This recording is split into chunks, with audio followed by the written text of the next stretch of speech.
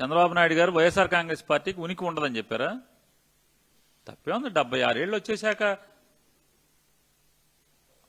దాన్ని ఏమంటారు? ఇల్యూషన్ అంటారా? ఏమంటారా? ఇల్యూషనా?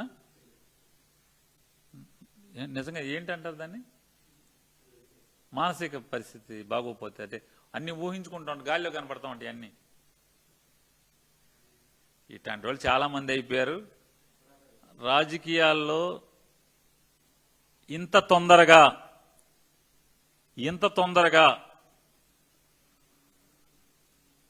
ప్రజల్లో ఏహభావం ఏర్పడినటువంటి ఒక ప్రభుత్వం ఏదన్నా ఉందంటే ఇది ఆంధ్రప్రదేశ్లోని ఈ కూటమి ప్రభుత్వం. ఇది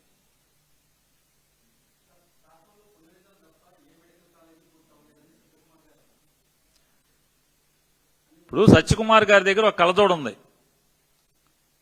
ఆ కలజోడు నారా చంద్రబాబు నాయుడు గారు ఇచ్చారు ఆయనకి ప్రమాణ స్వీకారం రోజున. ఆ కలజోడు తీస్తే అసలు అన్ని కనపడతాయి ఆయనకి. ఆయనేమో నారా చంద్రబాబు నాయుడు గారు తగిలించిన కలజోడు తీయట్లా. మరి రాత్రిపూట తీస్తున్నాడు లేదో నాకు తెలియదు. ఆయన కలజోడు తీస్తే నారా చంద్రబాబు నాయుడు గారు ఆయన కళ్ళకు తగిలించిన కళ్ళజోడు తీస్తే అన్ని కనపడతాయి శుభ్రంగా.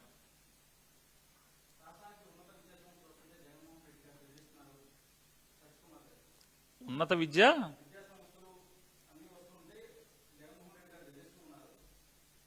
ఏమండి, పాత రోజుల్లో సొల్లు కొబ్బుర్లు ఎన్ని ప్రజలు నమ్మేవాళ్ళు.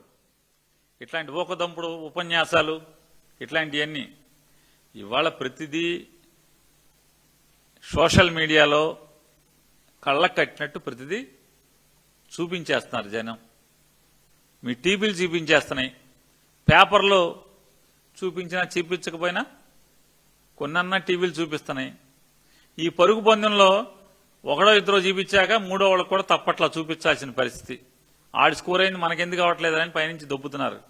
కాబట్టి ఆలస్యంగా అయినా ఏదో టీవీ చూపించాల్సిందే.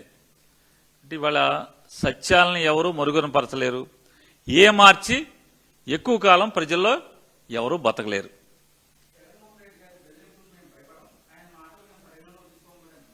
ఎవరు?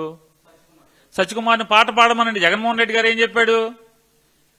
అరే బాబు, ఎవరైనా వాళ్ళ తప్పుడు మాటలకి వాళ్ళ ప్రలోభాలకు లొంగి మీరు మెడికల్ కాలేజీ కనుక మీరు వాళ్ళ దగ్గర కొనుక్కుంటే ఖచ్చితంగా రాబోయే రోజుల్లో మేము వస్తాం, మేము వచ్చాక నీ దగ్గర నుంచి లాక్కోవడం ఖాయమన్నాడు.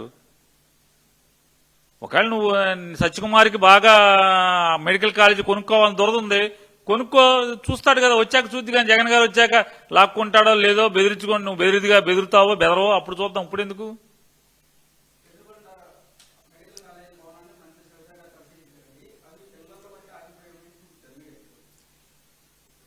సంవత్సరంన్నర అయింది చంద్రబాబు నాయుడు వచ్చి. సంవత్సరంన్నర నుంచి ఆపేస్తే మరి సంవత్సరంన్నరలో నువ్వు ఆపకుండా, చంద్రబాబు నాయుడు ఆపకుండా ఆ బిల్డింగులు కట్టనిస్తే పిల్లర్ల దాకా నీ నెత్తి మీద కూడా ఉండేది టోపీ, పైన స్లాబ్ కూడా ఉండేది, అన్నీ ఉండేవి. ఆ మంత్రి గారికి స్లాబు బిల్డింగులు అన్నీ కనపడాయి. మరి నారా చంద్రబాబు నాయుడు, నువ్వు నారా చంద్రబాబు నాయుడు కలిసి సంవత్సరంన్నర నుంచి ఆ బిల్డింగ్ కట్టనివ్వకపోతే మరి అక్కడికే ఉంటుంది. ఎక్కడికి ఉంటుంది?